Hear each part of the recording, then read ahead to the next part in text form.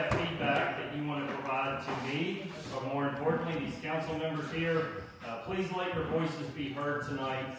Please make sure that if something's on your mind tonight and you wish to share that it gets shared. I would just ask that we be respectful of all discussions tonight, be respectful of each other. After all, each and every one of us only wants what's best for our communities. We just have different opinions or different viewpoints that we carry and different avenues that we think we may need to take to make our community a better place. So this forum is being recorded.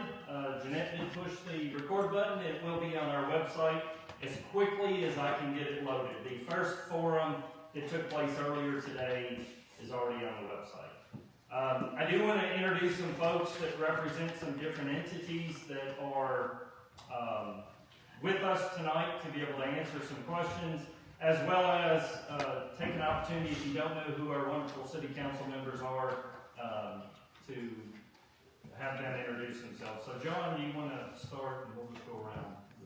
Just introduce yourself. I'm John Ledford. I'm probably not the newest. I'm the second newest city council member. So I've been here for about 14 months now. Jeanette? Hi, my name is Jeanette Bertram, and I'm the city clerk. I have been with the city for 15 years. Mayor Al Potts, mayor of the finest city in the Commonwealth of Kentucky. Debbie Helton is losing her voice tonight, so we may have to amplify for her. I'm Scott Murphy. I am recently new to the city council, but I am a lifetime person of Montgomery County Council. And my name is Steve Jerome, council, and I've been with them several years, and I would like to see our city continue to grow. Phil, you want to introduce yourself? Phil Gross, the Parks and Rec Director, started back in July of last year. Thank you, Phil. Tracy? I'm Tracy Pierce. I'm the Tourism Director, and this is my 17th year. I'm almost embarrassed to say that because I'm aging myself so much, but it is, and I'm proud to be the Tourism Director of this country. Thank you, and I don't see anyone else from any of the entities that receive a restaurant tax. So Tracy or Phil, if somebody walks in, please just keep my attention so that we can share their information. So I'm going to start tonight. How did we get here? So we're going to start from the basics and talk about where the restaurant tax originated from and how we got here this evening. So per Kentucky Revised Statutes, which is Kentucky law, some cities are authorized to institute a restaurant tax. We are one of those cities. This tax is not to be confused with a hotel-motel tax or a transient room tax. We have that also. That is a 3% tax on gross receipts at our hotels or motels. All of that money goes toward tourism. So Tracy Pierce is the recipient of that. What we're talking about tonight is a restaurant tax. A restaurant tax is authorized in cities of a certain size. The Department for Local Government maintains a registry of who those cities are that qualify to institute that tax. Not all cities across the state are eligible to institute the tax. So only cities of a certain population size. The state of Kentucky used to put everybody in classes. We had 6 classes of cities, so you can picture your larger cities were class 1, and it kind of worked its way down the list. So cities of 4th and 5th classes, which were about the size of Mount Sterling or a little smaller, were able to institute a restaurant tax. Now things changed in 2015 and the state decided to start classifying cities as home rule or first class cities. So we're now a home rule city. But what they do is kind of when you look to see, and you all look to see what that Kentucky law looks like, when it says 4th or 5th class cities, it's basically saying the cities of a certain size.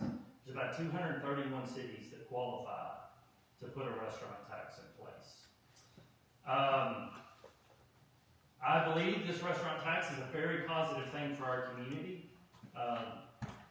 It gives us an option outside of our traditional revenue sources, which are occupational tax, insurance premium tax, or a property tax. So this gives our city another nice option to be able to collect revenue which all has to go toward tourism or recreational related activities. I mentioned about 231 cities institute or eligible to institute a tax. Only about 50 do. Pam, that list is up there, and if you could just try to pass that out, and you might as well pass that other one out while you're up there. If we need to make copies, please do so. Thank you. So, one of these handouts has the 50 cities across the Commonwealth that institute a restaurant tax. Of those 50 cities, 37 of those institute the max that can be levied with that tax. So, state law says you can institute up to 3%. We're at 2%. Okay? So of the 50 cities who can put that tax in place and have, 37 of them collect 3%. So the statewide average, if you average up all 50 cities, it's about 2.7% average for the restaurant tax. And I would say again, all that revenue that's collected has to go toward tourism or recreational activities. So Ordinance 16690 was passed by the City of Mount Sterling on May 15, 1990. It went into effect on July 1st, 1990. It instituted that 2% tax that I talked about on gross retail sales of restaurants doing business within the city limits of Mount Sterling. I would note that this also applies to mobile food trucks and caterers. Now, I want you all to, I'm kind of breaking it down, just if you're not familiar with what that tax looks like, visualize this. It's 2 cents on every dollar that would be spent in a restaurant or on prepared foods.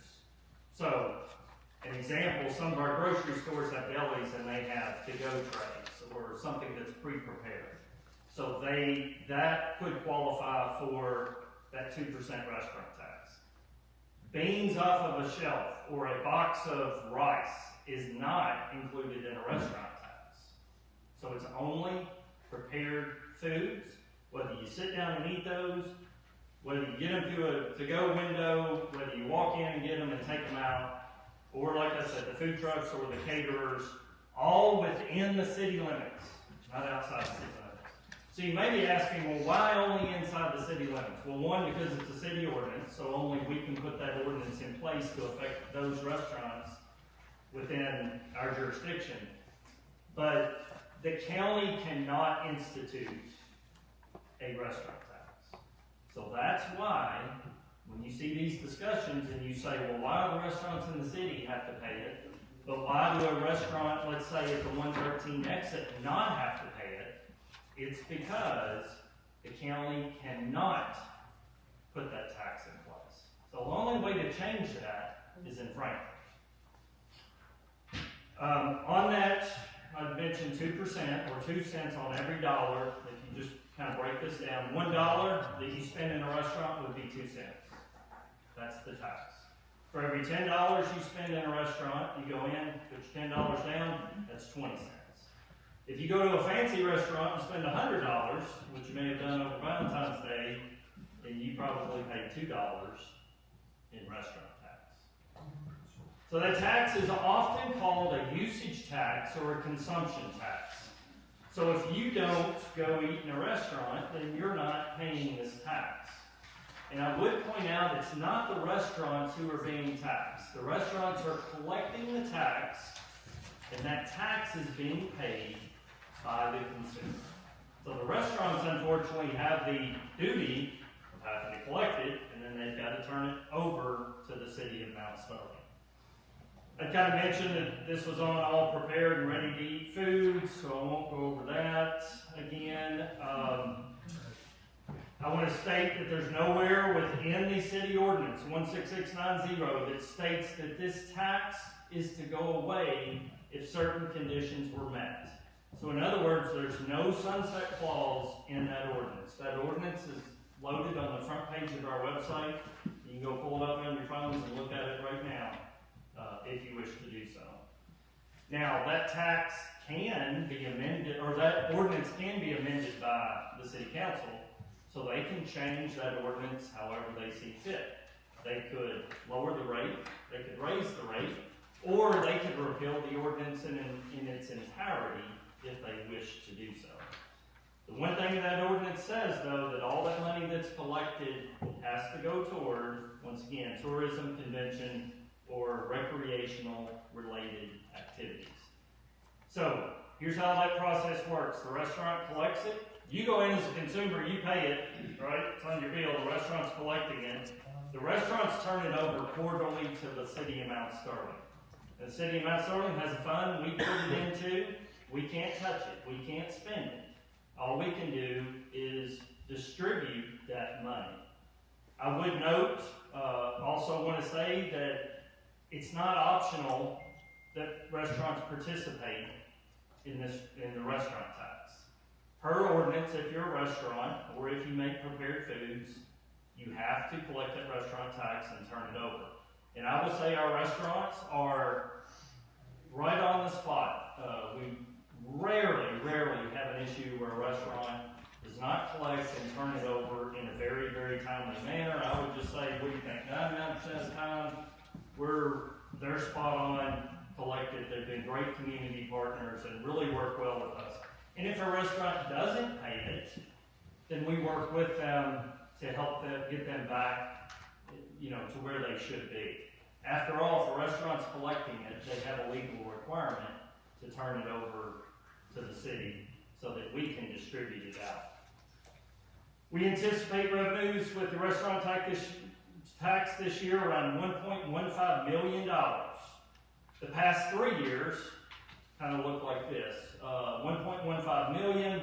The year previous was 1.1 million collected. The year prior to that was around 1 million that was collected. So that's good. You're seeing that it's slowly, that's been very strong, that revenue stream. And once again, that's 2% on the gross receipts that we receive. We often get questions wanting to know about specific restaurants. So someone will say, well, tell me what, and Greg, I'm just going to say because you're here, I'm not picking on you, but tell me what Dairy Queen's paying. Well, we can't turn that over. That is protected information, private information, and if you all think it would be the same example of us turning over your occupational tax info or your net profits tax info, that's protected and we can't share that. Greg could share it if he wanted to, but the city cannot share that because it's protected just like any other tax information or tax revenue that you submitted to the city or county government.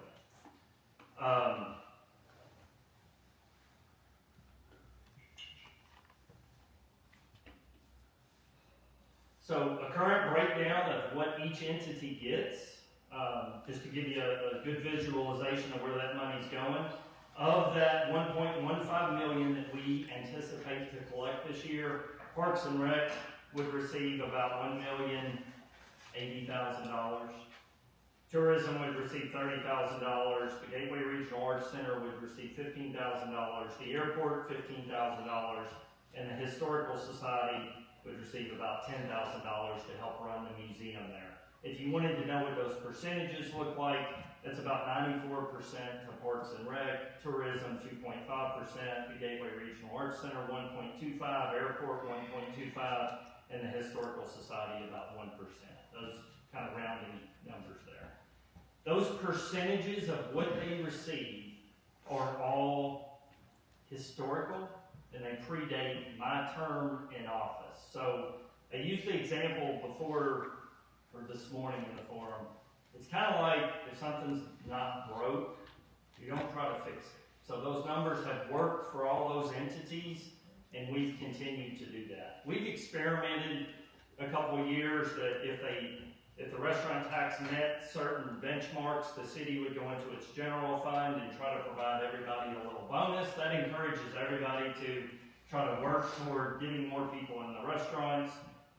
So we've kind of played with those numbers, but those numbers kind of feel good right now. Now, I would argue that Tracy Pierce would probably like to see a little bit more money in tourism, The Historical Society would love to see a little bit more themselves. So those are not hard and fast numbers of what people are receiving. That's just what they're currently receiving right now. The common denominator, like I've said with all that, is that all of those entities that receive that money are providing a recreational or tourism-related activity in this community. Parks and Rec, which, thank you, Phil, for coming tonight, the directors here, has identified to the city and county governments alone $5.2 million in projects. $5.2 million in projects. Now, you can argue whether those are wants or needs, right? Phil, I won't put you on the spot, but there's a lot of projects on that list, and I will just, if I may, I'm just going to read some of these off because that question came up today and said, well, what are some of these? Thank you, Eddie, I got it. So, renovating the tennis courts, pickleball courts at Easy Walker Park, $450,000. New asphalt for Easy Walker Park and Box Park, the walking trails there, estimated cost $550,000. Dog park replacement for the Mound Park with new fencing, estimated cost $20,000. New restrooms at Easy Walker Park, $225,000. That's near the tennis court, softball field, playground. Adding a restroom at the entrance where the inclusive playground is, estimated cost $100,000. Add one restroom to the Mound, estimated cost $100,000. All-inclusive playground installed at the Mound, estimated cost $200,000. Clean out the pond and dredge that at Easy Walker Park, $40,000. New benches, picnic tables, grills, trash cans at all the park, estimated cost $50,000. Update baseball and soccer concessions, estimated cost $100,000. Parking lot reconstruction. If you've been out to Easy Walker Park, you know we've got some drainage issues out there, some curbs that need fixed, those type things. Fix those entrances up. Estimated cost $450,000. Resurface basketball, pickleball courts at the Mound. Estimated cost $50,000. Air conditioning units at the Aquatic Center concession stand replaced. Estimated cost $18,000. Paint and fix drywall and pool concessions due to air conditioning that's leaking. $3,500.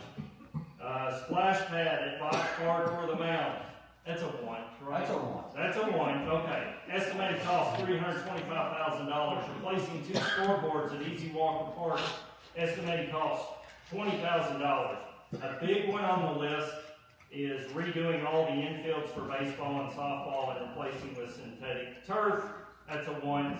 Also fixing the drainage and fencing. Estimated cost $2.5 million. That adds up to about $5.2 million. Now, so I only bring this up is because you can argue whatever category you want, are those wants or needs, all right?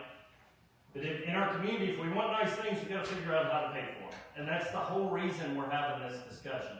Is the restaurant tax the right avenue that we need to go down?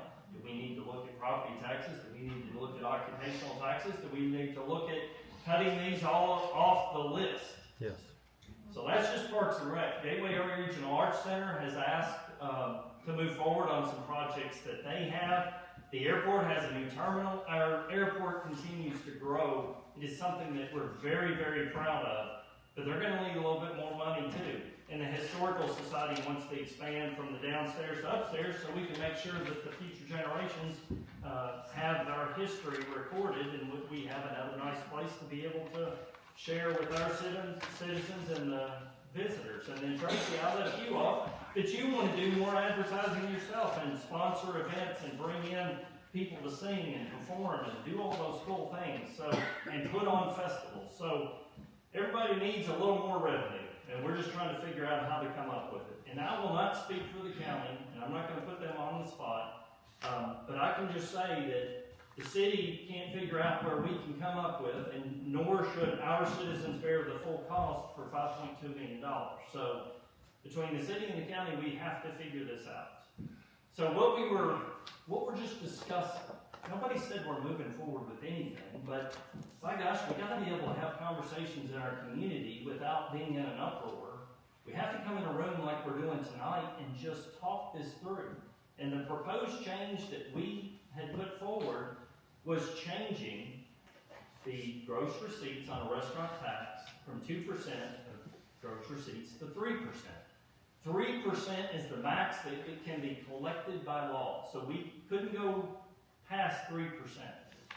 Under this proposal, we would do this in 2027, January of 2027. And the reason is because you gotta be fair to those restaurants, because you don't want them having to change their rules in the middle of the season, or the middle of the year, or the middle of the tax year, however you wanna look at it. So you don't wanna disrupt what they're doing. The projected increase that we would have if we went from 2% to 3% would be about $575,000 more in revenue. So I just want to say, and thank you all for being very patient. I'm almost done. I went out to eat earlier this week, or it was last week actually, and I got a combo meal for breakfast, and the receipt came to $7.99. It was $7.39 for the meal. It was 45 cents for the state tax. I can't do anything about that. That's 6%. It was 15 cents for the restaurant tax. That's 2%. Under the new rate, it would look like this. The total would be $806. It's still $7.39 for the meal. It's 45 cents for the state tax. But now the restaurant tax being at 3% would be 22 cents. So that's 7 cents difference. And if you look at that, let's just say for a consumer that's out there, over a month, if I did that 10 times, then that's 70 cents. And over the course of a year, if I did that, that's $8.40. We'll round up to $9. Okay? Now that's just me eating out at a breakfast, 10 times a month throughout the course of the year. I eat out a little bit more than that, so it would affect my pocket a little more. Some people eat out a little less, so it would affect them a little less. That's the beauty of a usage or a consumption tax, that basically you're only paying it if you're spending your money there. So, I don't take any of this lightly. I've said that this morning. None of us here take this lightly. All we're trying to do is gather your input and feedback, and see if there's any other options that we should be pursuing instead of a restaurant tax. I'll use, for example, property tax. If we need to look at that, then that's certainly something that we can take a look at. But I don't believe that's the right route. Tammy, thank you. I don't believe that's the right route, because that's placing all of the responsibility on people who own property in the community.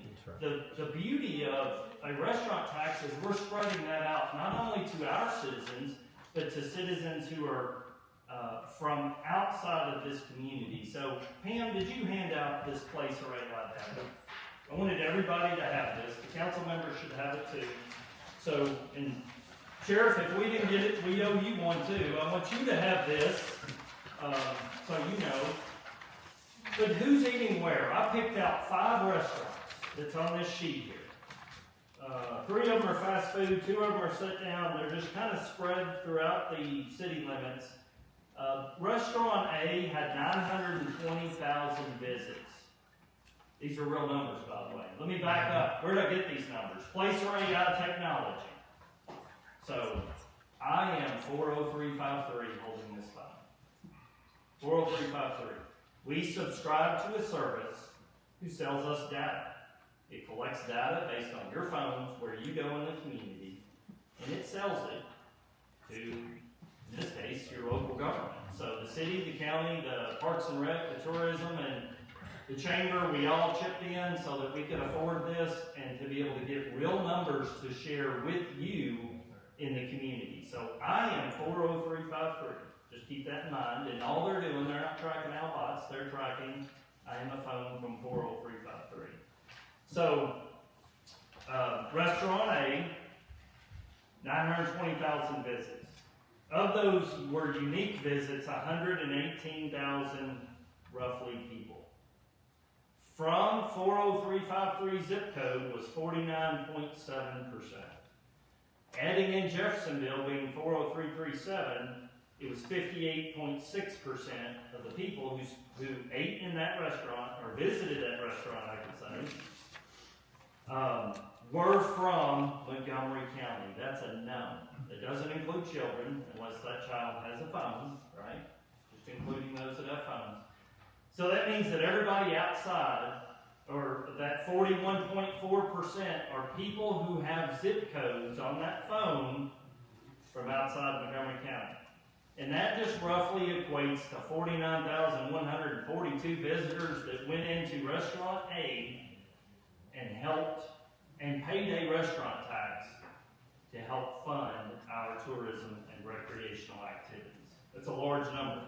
Let me give you a sit-down restaurant. Restaurant D, 290,000 people, or 290,000 total visits, 109,000 unique visitors. From 40353, 31.5%. Adding in 40337, which is Jeffersonville, that was 37% of the people that ate in that restaurant are from Montgomery County. That means 63% of the people who spent money, ate in that restaurant, are from outside of Montgomery County. That equated to about 68,600 people who spent their money in that restaurant, who paid a restaurant tax, and then that money is flowing to help pay for tourism and recreational activities. If you look down on the next line there, who is using our parks? I've got that on all three of these parks. Mine's a snapshot over a year. Phil has 5-year numbers, but this is a snapshot over a past year, or a year time frame. Total visits at Botts Park, 63.9 thousand total visits. Unique visitors, 25,000 people that visited that park, Botts Park there. From 40353, 60.7%, adding in Jeffersonville, it's 68.1%. That means Botts Park, 28.8% of the people that visited Botts Park are from outside of Montgomery County. And that's about 7,200 people. If you look at Easy Walker Park, which those numbers are astounding, about 79.5 thousand visitors to that park. And if you look at the 48% of the people outside of Montgomery County who visited, that's about 38,000 people who enjoyed our park who don't live in Montgomery County. Looking at the mound, and that's relatively new, so those numbers will continue to shake out because we're getting more and more people visit up there. But about 31.3% of the people who utilize the mound are from outside of Montgomery County. It's 2,400 people. I was kind of shocked with those numbers, but also kind of proud as a mayor that we have people in the surrounding counties that see the value of our parks. I mean, we can't get good pool data because there's so many kids that visit the pool. They're not walking around with phones. So it's a little harder to pull the pool data and get good data to share with you there. But the point of all that is we've got a lot of people from outside our community that are using our parks. And while they're in our community, I bet they're eating in our restaurants and they're helping to pay that restaurant tax, which in turn is funding tourism and recreational activities. On the bottom, there's several talking points, but the one I wanted to point out, where do people spend their money? Of the top 10 restaurant visits, the top 10 restaurants where people visit in Montgomery County, 9 of those collect a restaurant tax. So those restaurants within the city are the ones that, for the most part, everybody's visiting, and they are collecting that restaurant tax to help pay for nice things within our community. So I've talked a lot, and I'm going to wrap that up, but I just want to give you some data before I open it up to the floor. Thank you for being very patient with me. I'm just going to say the numbers I have right now, because I believe in transparency. One official phone call to the city. I've had one phone call wanting to talk to me about the restaurant tax. And that individual, interestingly enough, wanted to talk to me about the rounding up that's taking place with the penny. So with the penny going away, restaurants are choosing to round up. And the comment that I received from that individual is they would rather have Parks and Rec or tourism get the money than a restaurant get the money. So, just throwing that out there. I had 3 emails supporting the increase that were submitted.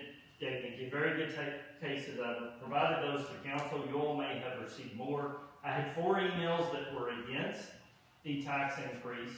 I've had a few dozen discussions from, I appreciate the public just saying we better educate me because I don't understand, how this restaurant tax thing works.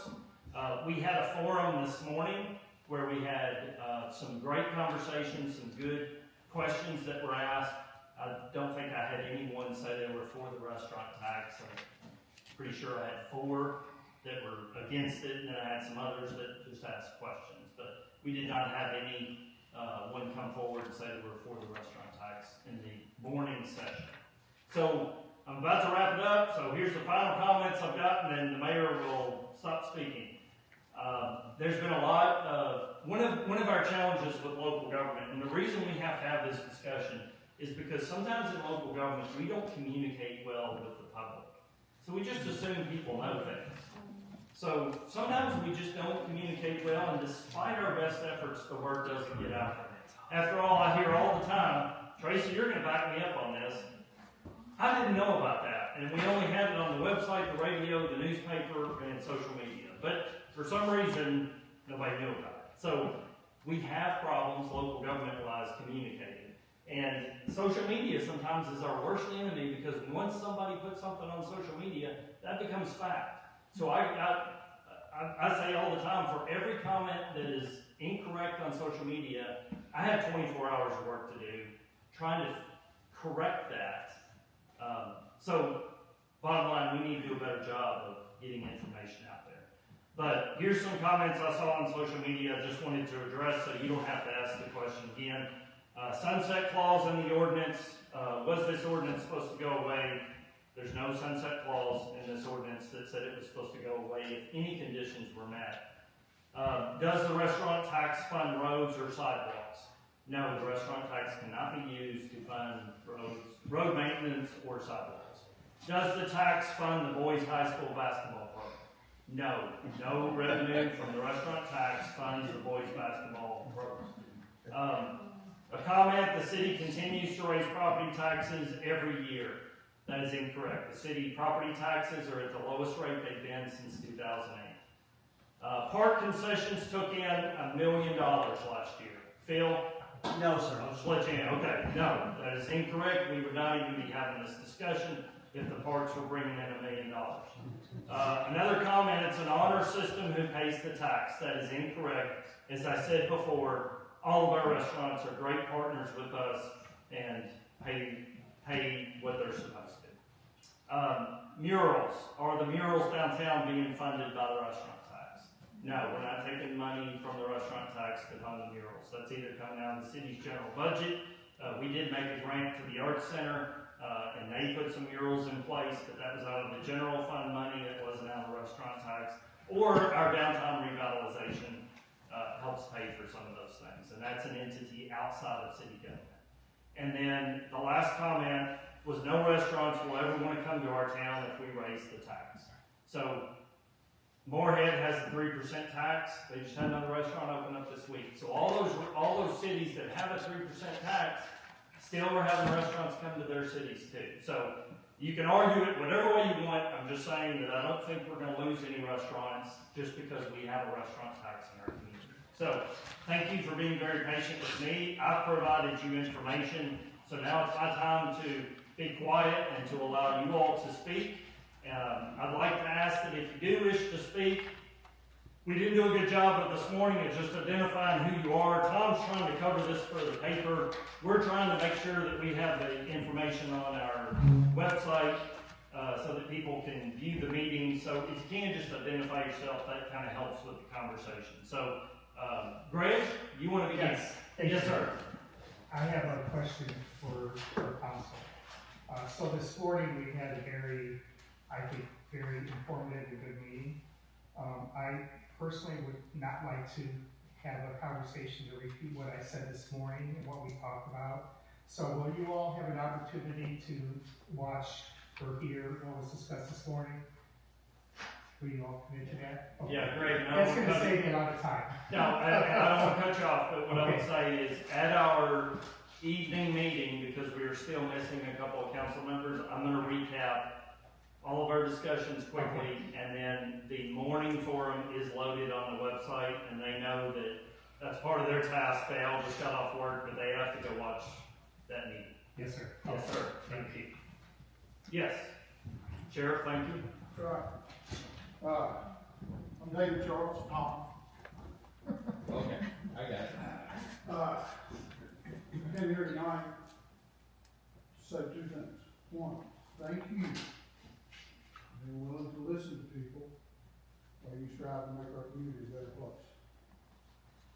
That's very, very important. And I appreciate the hard work and the labor not on you, Phil, and Tracy, and everyone else in this room puts into this community, because everybody contributes one way or the other. And, sorry, you said, oh, you're not counting right now. Councilman. So I appreciate it. Second thing is, I'm sorry. I apologize for the hatred, the victim, and all the false innuendos and all the false information that's been put out by individuals about everything, be it both sides of us. It's not necessary. We're a community. We're friends. We see each other on the street. You need to act civil. You need to make sure that you don't alienate people that you'll need in the future. Because we all have family. And when they see these public attacks, it is detrimental to them. And if you can't behave that way, then why would your opinion hold more weight than anyone else's? Think about it. You shut down people when you do that. Do not do that. They don't deserve it. You don't deserve it. I haven't witnessed any, but here tonight, but work together for the common good of our community.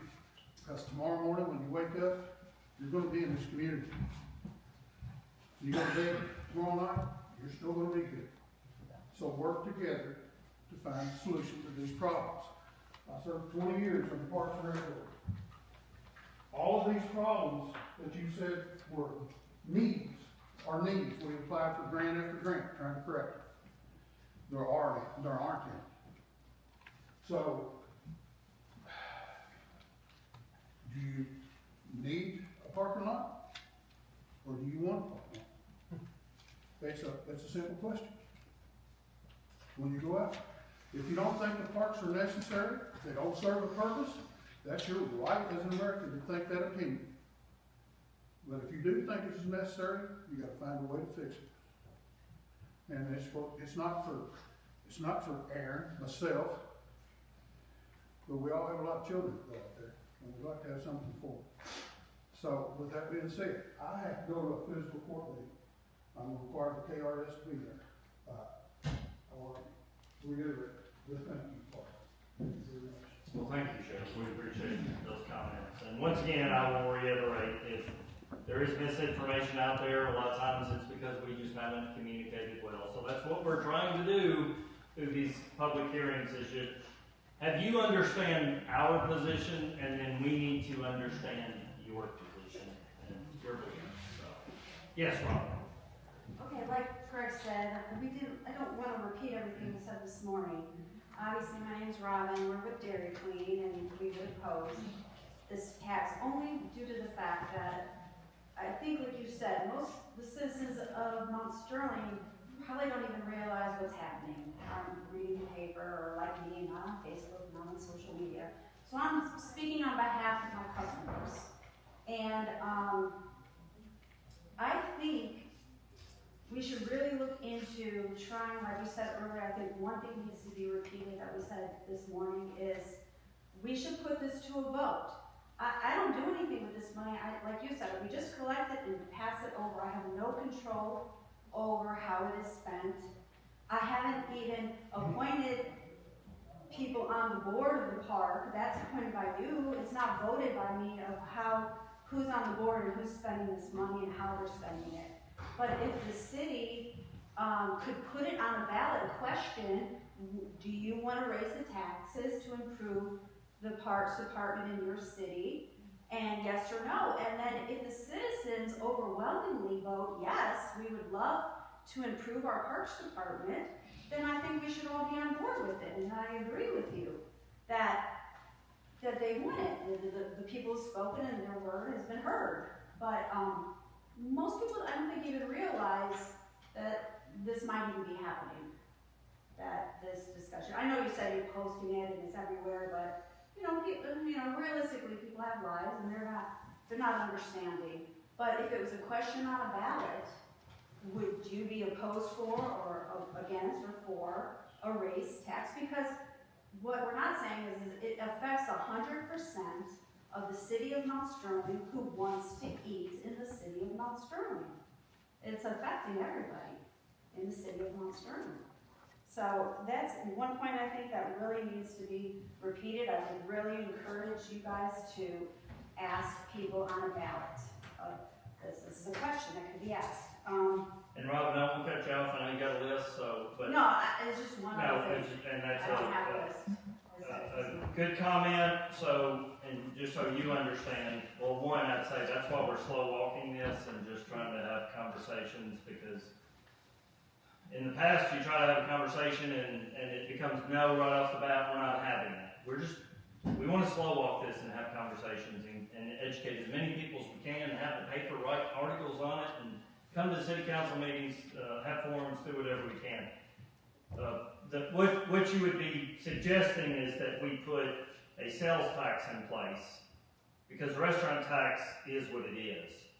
So that's a separate tax that you're asking the city to consider putting in place that No, would be just a question specific. ballot, like the question of, are you opposed to voting yes for okay marijuana, the sale of marijuana in Kentucky? That's not votes on different cities. Questions, just a question, not a vote of yes, this is happening or no. What's your opinion? Do you know what I mean? So you're just asking for a question to be put on the ballot, Yes. not the separate tax that we Yes. have the ability to put on the So ballot. then we know when I can look at my customers in the eye, and of course you all realize that they're just thinking I'm raising my prices. They're not understanding that I just collect this tax. I have no fight in this. I'm just gonna collect this tax and pass it along. But I can look at my customer in the eye and say, you said yes on the ballot that overwhelmingly that you are, that you want this to happen. And then you could vote for it to happen. And then, so I would just point out, that would only be city residents you'd be asking. So Yes. county residents would have no say-so. Exactly. Yeah. Exactly. And the other point I wanted to make is, that can we not work within the budget that we already have? Yes, I would love a shiny new in-ground pool at my house, or maybe a gazebo, or maybe a whole bunch of great stuff. But I have to budget and plan for that stuff. And why can't you budget and plan with the money you already have to fix the things that we already have? Because I have heard that, and I'm not sure if it's true or not, you know how rumors are, that we're already talking about facilities, an indoor facility or a new facility. And, but you're already saying we don't have the money to maintain the facilities we already have. So I just squelch those rumors. I like to know as a citizen what the 5.2 million, a list of what's on that. Yeah, I've read those out, but we can see if we can get you a copy of what that 5.2 million is, and I understand it, and I respect where y'all are coming from. I said it before, you're all restaurant owners, so I know you see things a little differently, Yeah. right? I will And you've just got to say- hear the public a little bit more than most folks. I With that agree. being said, when you talk about budgets, one of our frustrations is we have set up a parks and rec system. And when I say we, the city and the county, and we provided them with funding, and it's not enough to meet kind of some of their needs. You put the wants aside, but it's not meeting some of their needs. So it's going to start taking an impact on our budgets if the city now starts having to dig into our general fund to help pay for these upgrades. Same for the county. And then I have to start looking, there's that whole cascading effect, well, how am I gonna find more revenue? And I gotta start looking at those other sources of revenue. And I go back to, I really don't wanna look at property taxes, but if that's where the community wants to steer a conversation that property taxes are more appropriate, then we wanna be open and receive that input. So, we're all just trying to figure it out, Robin, and it will continue that. Thank you so much for your input. Yeah. Yes, Ken. Tammy Lennon. I am all for Parks and Recs. I like seeing the kids out there and involved and doing great things, but I would like to see us be able to do it a different way other than a restaurant tax. And I would love to see it on the ballot, election coming up, to see if people care enough to do that. And it would be the city people voting, because that's where the money's gonna come from. Okay. Could I ask Tammy, since you said no, just what's the reason for the no, that you don't want to see a restaurant tax? Well, Just so we have it, we're all making Yeah, it, so, absolutely. yeah. I have a budget. My husband has Parkinson's. I work for school as a cook. We have to stay in that budget. I had to resurface my driveway. I had to do it. I had to get the 5-gallon buckets and drag them out there and pour it and do it. I'm not saying I want you guys doing that, because I respect every business working. But I would like to see us, I know grants are hard to come by, but we've got to learn that we can't keep getting more cash. We have to be more efficient somehow.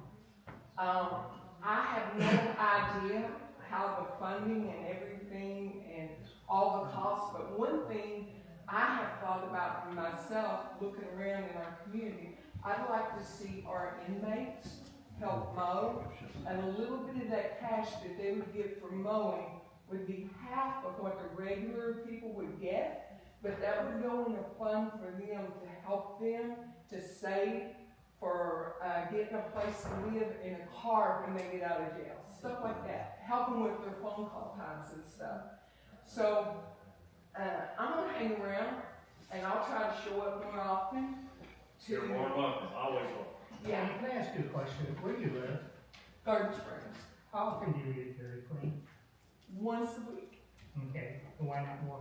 because we can't afford it. We have a budget. And if my grandson goes with me, then it costs more than it normally would. We buy the 2 for $5. It's so for maybe once a month, one of us might get a $7 meal. And that's it. And part of the reason we go there, we can afford that. We can eat somewhat healthy and have a drink and visit with people in our community that we love. And that's how we all have to get. In our workplaces, for the school, we count how many kids come through. Next time we serve that meal, that's exactly how many I prepared. And then if I have to add to it for more, that's what we do to save our money. And I will be willing to help. I don't have a lot of resources and things, but I will be willing to get more information out in our community through the schools and stuff to try to help people be more informed. Well, thank you, Tammy. Appreciate your feedback. Who'd like to speak next? Come on, we have a big group. Yes, I Elizabeth, have I know you something want- actually just to read from Wes and Rochelle. Okay. And I hate public speaking and want to vomit right You're now. already off to a good start. You're doing good. So, on behalf of Amazing Grace, and we first want to say how grateful we are for this community. Unfortunately, due to catering commitments today, work that exists because of the incredible support Mount Sterling has shown us over the past 5 years, we were unable to attend this meeting in person. We understand that taxes are sometimes necessary for growth and improvements, and we truly appreciate the investments our city makes into our parks and recreation programs and community spaces. We are proud supporters of youth sports and local initiatives, and we value seeing those things thrive. I'm nervous. You're doing great. You're doing great. However, we respectfully believe that the current 2% restaurant tax should remain as it is or even be reconsidered rather than increased. A 50% increase can significantly impact not only restaurants, but also families in our community. For some households, even a small rise in costs can mean the difference between enjoying a meal out together or staying home. That ripple effect directly affects local small businesses like ours that have worked tirelessly to build something meaningful here. You want to take over? Owning a restaurant in Mount Sterling is more than a job to us. It is a dream we have poured years of hard work, long nights, and sacrifices into. Like many small business owners, we are not chasing wealth, we are chasing stability for our families, opportunities for our children, and the chance to contribute something positive to the town that we love. We truly hope our city leaders and community members will carefully consider the impact this decision could have, not just on our business, but on the many small businesses that have helped shape Mount Sterling for years. We believe there may be other solutions that could support growth without placing additional strain on local restaurants, and we would be more than willing to be part of that conversation. Thank you for your time, for your service to our community, and for your consideration. We are proud to call Mount Sterling home, and we remain committed to serving, supporting, and growing alongside this community for many years to come. Okay, I'm done. You did great. Well done. And that was from Wes and Rochelle from Amazing Grace. Sure, I got it down. Thank you very much for sharing. But not again. Anyone else wish to speak? Yes, sir. Adam Sparks, I live out in Jerseyville. I'm kind of new to getting into all of this, but I would like to say, I'd like to reiterate, what was your name? What Robin mentioned. It actually needs to be something to put to not just the city, but the county of Mount Sterling as a whole, because people in Camargo and Jerseyville will also be affected by it. Because we come here to eat, because there's hardly nothing out our way. So we come here to eat, so it's going to impact us. On me personally, it highly affects me. I am on a fixed income right now due to a work injury. So I am definitely not able to eat. When I do, I have to, like she does, have to be very frugal about how I spend my money. Which kind of segues into another point that she made. I have to cut. I have to cut my wants, really prioritize what I really need, which obviously was mortgage, regular bills, etc. So there's a lot of things that I had to ride my bike today just to save on gas. So to reiterate what she was saying, maybe we can find some places within the city to cut back on some things to help provide what is required. On a personal level, I think the idea of Box Park was a fantastic idea, but it wasn't the right time. We didn't have the money at the time, so now we're stuck with having to maintain it as well, which leaves us in a deficit as far as our parks go. It hindered the maintenance of Easy Walker, and with the construction of the mound and the dog park down here at the old Cribble Park, a little bit too much going on and not enough money to fund it. Which, and from my view, is what has led us to talking about this tax increase. So that's about where I'm at. Okay, thank you, Adam, for your comments. Anyone else? Yes, Laura. Hi, my name is Laura Grayson, and I am wearing a few hats this evening. So my first hat is I am the treasurer for the Gateway Regional Arts Center, which also receives funding. So just take a little load off of you so you're not getting hit on all night. We do actually get a little bit of this funding, and we use that to service the children and the arts here in this community. We see 45,000 visitors across 22 counties at the Regional Arts Center. And if you've ever gone to a play or a musical or seen any of the gallery exhibits out there, just know that that's where your funds are going. The other hat that I have is that I'm a parent in this community. My children go to the park. I take my dog to the dog park. I patron lots of restaurants here in this community, and I do live within the city.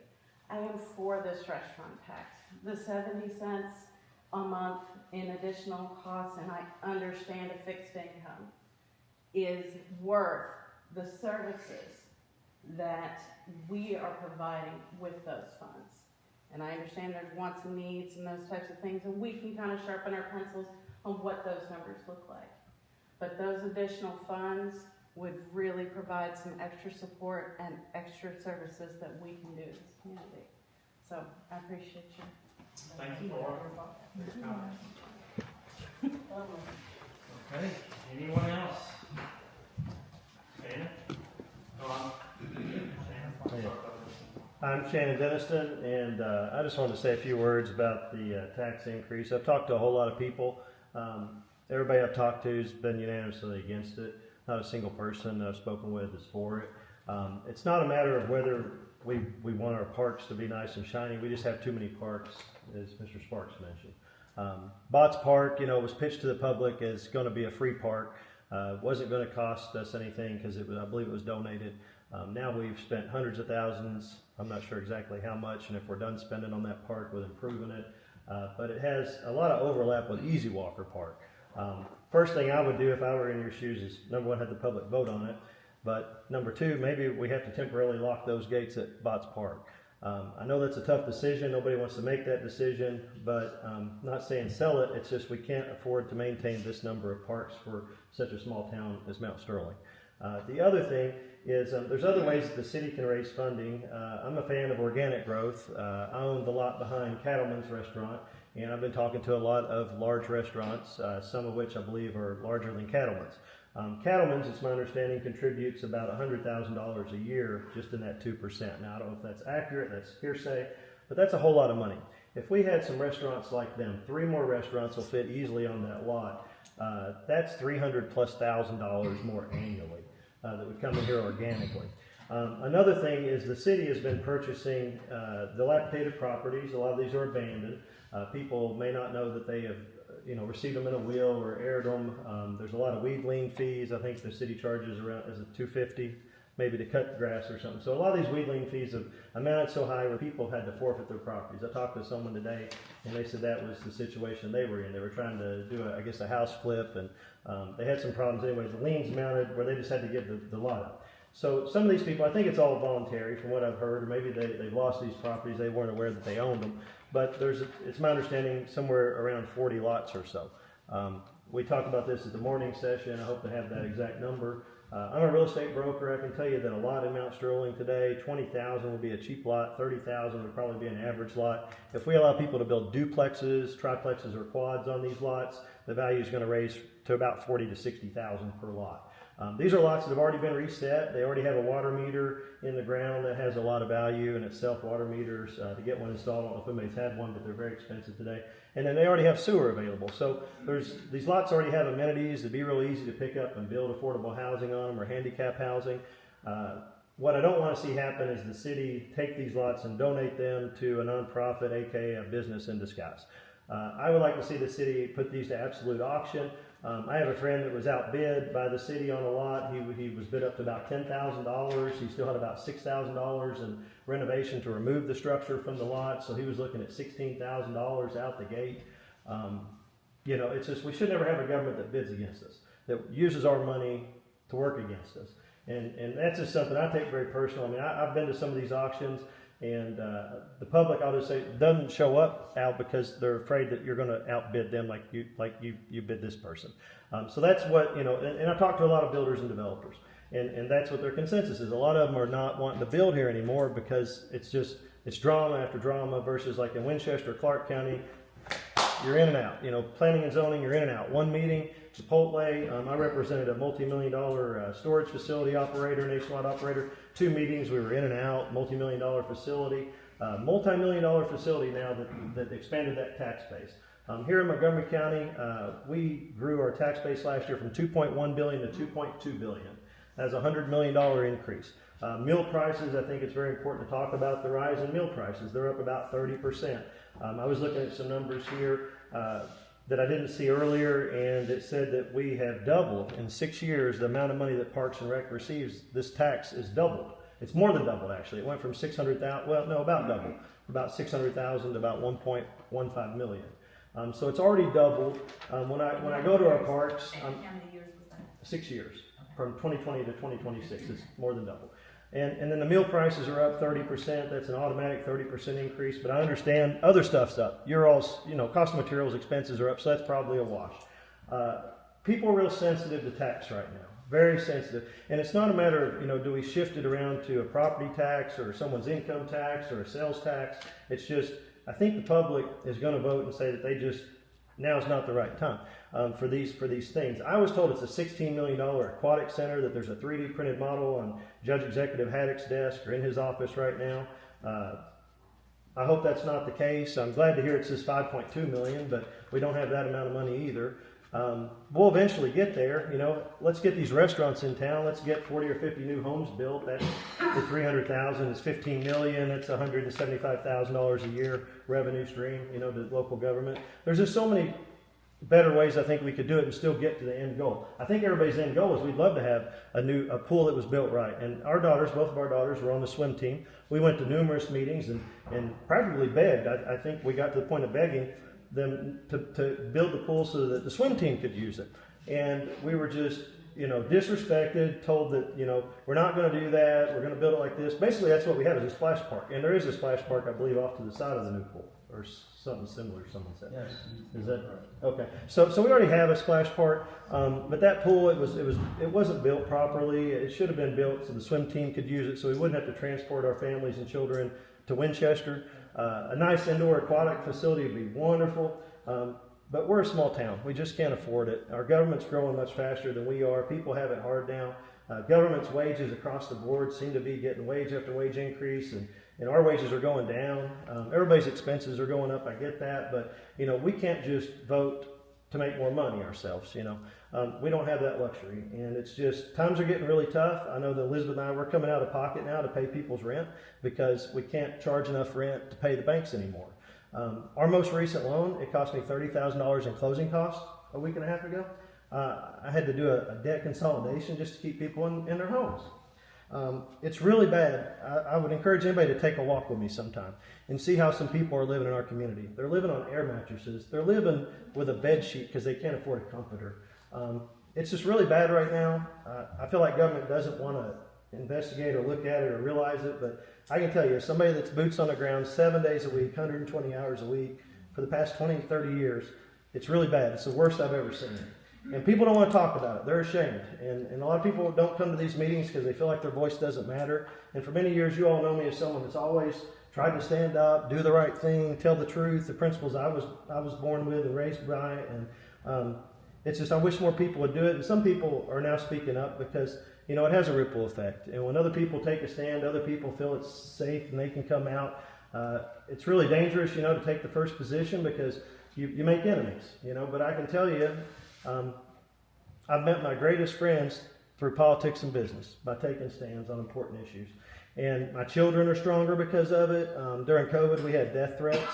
It was really bad because we were outside our home protesting at our Capitol, had 15,000 live stream viewers, and we had probably, 50 death threats. I had my real estate license get pulled because someone said I was out in public. 45 days, I had to pause all my customers' transactions. The world's about 3/4 mad right now. And I would just suggest that we put it to a referendum, let the people vote it out. It takes the pressure off everybody up here in front of us in local government. Hopefully we can build unity through it instead of more division. It just seems like government today it makes its mind up. We have these meetings as a formality. Last year we had this same discussion. I was told Parks and Rec had record attendance at those meetings. The public spoke in opposition. I don't think anybody was for it. There were more restaurants then. We thought it was put to rest. But we're back here again. And I don't want to see us have to do this year after year after year. I don't think anybody here is asking to reduce it. Maybe it would be great. I think Amazing Grace suggested it. But, I think just if we can keep it at 2%, maybe have to block the gates at Botts Park for a year or two to get control of Easy Walker. The mound, I think, is in good shape. Everything, my children, they go up there a lot. They love it. It's a great resource. We can't sell that park, so we're kind of stuck with it. I know we tried to sell it.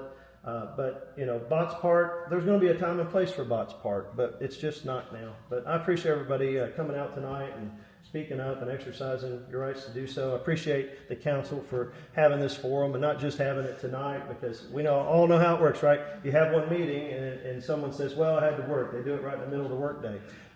They could have came this morning like we did. You know, some of us were here this morning. It's so important. I'll be at every one of these. I don't care if it's 2 a.m., 2 p.m. I'll be there. But not everybody has that luxury where they can just, you know, postpone things. You know, so many people live paycheck to paycheck, and at the end of the month, they don't have enough check to cover it. So thank you, everybody. I hope you guys will seriously consider just pausing this right now. Let us get it further down the road. Let us get some more of these larger restaurants, hopefully here. A lot of things are fixing to change at our state capitol. Something else, there's a billing process that's going to require that all government entities have comments turned on. Back to the communication issue that we have here, we have it because it's a one-way street right now with local government. You know, the public doesn't have anywhere to go and ask questions on social media. That's the purpose of social media. Our county has their pages on, but the city, the parks have their pages off, the comments off. I understand people are critical, but that's where the conversation should be held, is on those pages. If you have a question or a criticism, you should air it there. You shouldn't come to someone else's page or in local government now comes to my page and tries to have these conversations with me, a private citizen. You know, the government should have these conversations on government pages. And it's going to be state law this year, or for sure next year when I'm there. It's going to be state law. I'd love to see us get ahead of it. I'd love to see us get those comments on, start building unification in our city. If someone gets out of line, we'll deal with it. I understand your hands are tied, like on what comments you can delete and what you can. If there's foul language, there's certain things you can delete, but you know, you can't just go in and prune comments to show a narrative. That's illegal already. But I appreciate everybody's time. Thank you. Okay, thank you. We still have about 20 minutes, so I would just ask, I know there's all good discussion items. We want to talk about properties, come see me after the meeting. I'll talk about those. We want to talk about comments, I'll bring that up in the city council meeting. We'll talk all day about it, that this is a forum for restaurant tax. We're limited on time, so please let's keep our comments to the restaurant tax for the remainder of this meeting. Yes, Chris. Hello, my name's Chris Baird. I would just like to say that I respect everybody's opinion here, but I'm actually in support of it. Selfishly, I've got 3 children and I've spent hundreds of hours at the parks. I don't feel like the community has a ton to offer except the parks. I've spent so much time at Easy Walker on the baseball fields. I think it does need some improvements in some of the things on that list. And I honestly think in some capacities it makes the pie a lot bigger with the revenue we do bring in, because so many people come from out of town to go to Easy Walker for baseball tournaments, and who in turn are spending money at our businesses. So I'm in support of it. Thank you, Chris. Al, I just wanted to say that the tax was implemented to bring tourists to town, and those tourists eat at the restaurants. So without those tourists, the restaurants aren't going to have the business that they have. They're going to have some, yes, but they're not going to have as much as they do. So the tax was implemented to bring tourists to town. And I used to work at Parks and Rec, so I can address some of your issues about concessions and how much it takes to keep the gates open.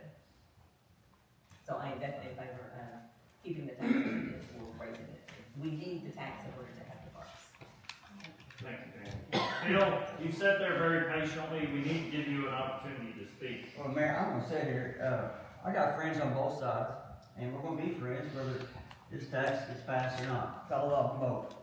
All of them. First of all, thank you everybody for coming out. I do have some numbers, some very interesting numbers to share. And I do, first of all, Mayor, I want to disagree with you on one thing. The turf fields. We ever get those, we would absolutely increase our numbers at the ball fields out there. And for Easy Walker Park, here's your numbers for the last 5 years. In 2021, we had 384,000 visitors at Easy Walker. Only half came from Montgomery County. You do the math, it's 190,000. 192. Us come from out of town. 6 of those ate at a restaurant before, 6 ate at a restaurant after. Those are exact numbers. That's not fortune, that's from the placement program. 2022, we had 361,000, 365 in 2023. We dropped to 316 in 2024, 306 last year. Here's what happens. And I understand where you come from a restaurant. I don't work at a restaurant, I don't own one. I actually see where you're coming from. But here's what I'm gonna tell you. If we keep losing people, remember, half our, out of the last 5 years, we had over 1.7 million visitors to Montgomery County. Visiting just Easy Walker. Just Easy Walker. I won't even discuss the other ones. Only 53% came from Montgomery County. That's 818,000 out-of-town guests. Eating at restaurants, spending gas money, staying at hotels. You notice a drop in 2024 and 2025. The reason why? Grayson, Kentucky has a field up there. One field is turf, and they're trying to turf the rest of them. Why's that important? I lost a lot of business in those outside baseball tournaments coming from Grayson, West Virginia, that little part of Ohio right there. Those people stayed in your hotels, they ate at your restaurants. And I'd be more than glad to sit down and talk to you about your numbers. Are we talking these specific? Yeah, just any time, because I can tell you how many people visit Dairy Queen after the ball fields, after the But I ball think the mayor did I don't say think that the data's cell phone data. And I don't know about you, but my cell phone number, even though I'm a Montgomery County resident, is a Lexington number. That's So okay. I'm considered an out-of-towner. It's okay, it tell you about everybody. It's not perfect, but it's probably, there's probably a good percentage, plus or minus with that, and it doesn't include kids, so. It just gives us a good conversation. And not just because you're here, I'll always have said No, that. It's such a rate at our restaurant, you know, like I said this morning, I've had 4 board members that basically try to quiet me up and tell me to shut up, because I benefit so much from Park and Rec. Well, I do. Well, you do a lot for us. Well, I do, and that's why I give back so much. Yeah, and you do. And that's important, because I realize that, it's a very true statement. But, you know, we're not here talking about whether we should not spend money or build and grow. I'm here to just kind of put a voice for the community. And like Shannon said, we've had so much government and so much spending, and it's more and more and more. And see, I have numbers too. You know, I run a restaurant and I sell $7 meals. And I used to sell, I don't know what the percent is, but I can tell you what the percent of my $7 meals has gone up 40% in the last 2 years. Now, think of my profit margin on a $7 meal. $7 meal is supposed to bring customers in, and it does, but there's not much money to be made. And when the mayor was giving numbers as far as his check average, and it's being repeated by somebody here tonight, it's not a really true accurate number. What was said, we remember, it's not a 70-cent increase. He referred to a $7 check average. Check averages in restaurants are, like my restaurant is $13, not $7. So that's not a very fair analogy, but like you all say, people remember what's talked about. Me, I'm just trying to make sure that I feel like, we're not gonna make the decision. I think our city council is gonna make that decision. Am I right? If we increase the tax, is that? The council would make a decision how to move forward. Yeah, so, our plea should be to the city council members, and the impact that it has on that, because you guys are actually the ones that are gonna be making the decisions on that. So I was just trying to bring up information, kind of show how it impacts the restaurants, and that, quite like I said this morning, if you increase prices, you decrease transactions. And for Dairy Queen, the corporation, and I can only talk about Dairy Queen, it's had a negative slide for the last 6 years. Pardon me? 10 years. Well, it's been 10 years, but the slope has been really heavy the last 6 years. So, you know, prices, even though we're talking about pennies, do matter. And as I stated earlier, I was on the Park and Rec Board, and I see opportunity to do a better job with that. And like I said earlier this morning, I am so happy that you're our new director, because I know you're gonna make an impact on here, and you already have. And also with the new board members that we've had a lot of new board members that I really respect a lot. One of them just left. And I don't know, I wanted to give a little bit of numbers as far as, you know, how it affects the restaurants, because people are spending a lot less in the restaurants. Mayor, I'll keep on going just for a second. Now, I only got data, because like I said, I started last June, so I actually pulled data from July to December. I'll tell you what's going on in December, or this year. As you know, I'm fairly new. I've been at that park I've coached a lot of kids. I've destroyed a lot of careers in my life. So, yes, thank you. So, I've been at that park for a long time. That's one of the reasons I wanted this job. I want to bring back something back to the student. I know there's probably been some trust issues in the past. This is what we've done this past year. We started, and this has nothing to do with the past or present director. We started off with 31,000 less to work with in the prior year. And that's based on the restaurant tax. That's something you can't control. You get what you get. We actually came under, actually wound up spending almost $8,000 less. We actually came under budget. But we actually added programs. If you remember in the past, only program Parks and Rec granted up to this year was just spring soccer and fall soccer. We're bringing back baseball, softball, flag football. I'm going to get to that here in a second. We did adult softball this year, first time. So we're actually getting more back into the program, getting more back to the people, and actually bringing back tackle football. I'm a big tackle football guy. I love it. I didn't play it, but my son did, and we're bringing that back as well. So we're getting our programs back. And the best thing is this: our sponsorships are up, thanks to good people like Greg. I'll mention Greg there. So our sponsorships are up, which keeps the cost down for kids. So we cut the cost for kids playing by $20 a piece. That's spring soccer and baseball. Flag football is going to be, we're going to do that on Sunday afternoon after church. Our high school football coach and his football players are going to run that, and at no cost to the kids. So this is what's happening. We're getting more kids out. Now, I'm not looking for the next Mickey Mantle. I'm not looking for the next Michael Jordan. I'm looking for the next business owner, the next nurse, the next school teacher, the next mayor. That's what sports does. That's awesome. Nobody's gonna make money playing sports coming from Montgomery County. Maybe. I don't know, maybe. Marina I would say that, but as a whole, we still have to mow. We don't get a discount on diesel gas when we mow Botts Park. We got a lot of grass to mow. The game plan is this, okay? Is we're gonna fix up the mound, because yes, the mound has to be as a park, you can't sell it.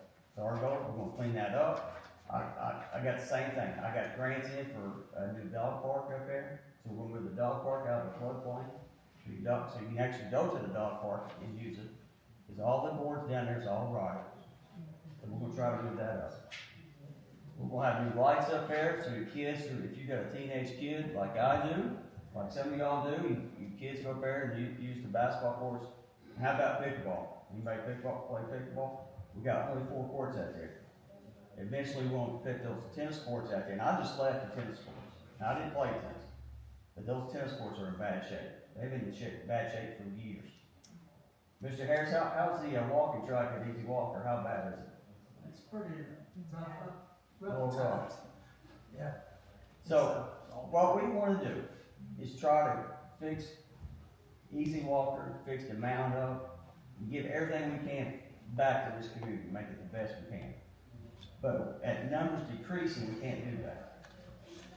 We've got, what I love about parks and recs is this, we're all in this together. So somebody tries to move into a community, what do they look at? Well, you gotta have a job, that's your, out there in the industrial park, people look for jobs, they wanna look at your hospitals, they wanna look at school quality of life. Man, Easy Walker Park is 35 years old. It needs a lot of work. We can be happy with status quo. If you're happy with status quo, please don't come and see me in my office asking, well, we need this. I said, well, here's what we want. And yes, the splash pad was a want, not a need. But all these other things, yeah, it has to be fixed. Please don't come to my office and say, Phil, we need this. Well, we're trying everything we can to get kids involved. All right, we're non-profit. So last year, after somebody brought this up, our total expense, and what was our income last year? A whopping almost $16,000. Actually, remember, I inherited a $2 million pool. That's what we're paying on. That's a quarter of our budget is a pool. I can only do what I can do with what I got. And again, if you guys pass the restaurant tax, fine. We'll work and make this park even better. If you don't, I'm fine with that too. I'll get up the next day, I'll go to work. Just don't come to my office and say, why don't we have these things? It's just that simple. Okay. And Mayor, I don't want to talk about the taxes in these other cities on how they fund their parks, but I can.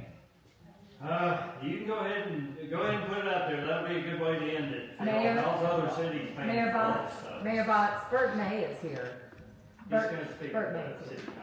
If you look, Yes, sir. I have a couple of questions for you real quick, if you don't mind. Sure. You talked about the trays that's being made, like food trays and stuff at stores. So is Kroger's and Walmart distribute to this as well from their hot plates? Yes, sir. Yes, sir. So they are paying that tax.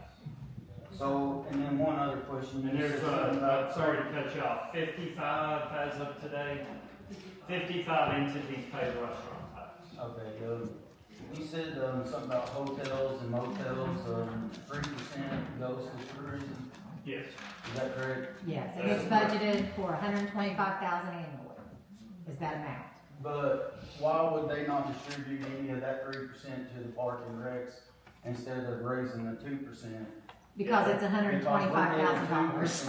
Of the restaurant tax money to park and recs. Yeah, it's a great question. By law, the hotel motel tax that's collected has to go to tourism. Now, could she voluntarily give some to Parks and Rec? I'm sure Phil would take it if he could, but that's what helps fund her office. Then why don't we cut her off from getting any of the restaurant tax money? It's only $30,000 a year. $30,000 could do something for the park. It does do it. It raises money for the restaurants because I'm the one that advertises the restaurants. We just had restaurant week. We had a huge increase on all of our restaurants. You can ask them, because I've been asking them, and they've had a huge increase. I mean, well then why don't you donate some of the money from the 3%? It's $125,000 a year. Okay. No one works for me. I work by myself, and that pays for all the advertising. It pays for all the rent, the phone bills, the internet. You know, so I mean, if you think $125,000 is enough to run a tourism office, you should meet my friends in other cities. We'll talk about that if you want to. It was just questions. No, it's a good question, and now Yeah, you good got. question. I'm glad you asked it because that I'm here to makes answer it. Yeah, that's hotel motel tax goes to tourism, so that's. $125,000 is the budgeted amount yearly. Also, I do have a copy of the ordinance, if anybody would like a copy of the ordinance, that might answer all your questions. Thank you. Mayor, one last thing. Yes, sir. Promise I'll leave you alone. I did reach out to all the parks on this list that has less than 3% tax. Well, how do they do it? They're all either our size, majority of them half, twice our size, of the E-Town, and almost at 40 grand. Here's how they do it. They all operate on a city line budget. On property taxes, occupation taxes. So, Mayor, if we did that, I would spend more on property taxes than I would eating out. And like I said, I got teenage kids, so you know how many times we eat out, so just, and again, I'm just saying, we would pay more in property taxes than we would. Okay, thank you, Phil. And I don't want to rush discussions, but we're down to 5 minutes prior to our city council meeting. Is there anything else that anyone wishes to ask or pass? Thank you all for being very patient, for providing your feedback, because that's what's most important tonight. City council needs to hear from you. Thank you for your feedback tonight. Without objection from anyone, we'll go ahead and close our public forum and then prepare for our city council meeting, which begins in 4 minutes. Thank you.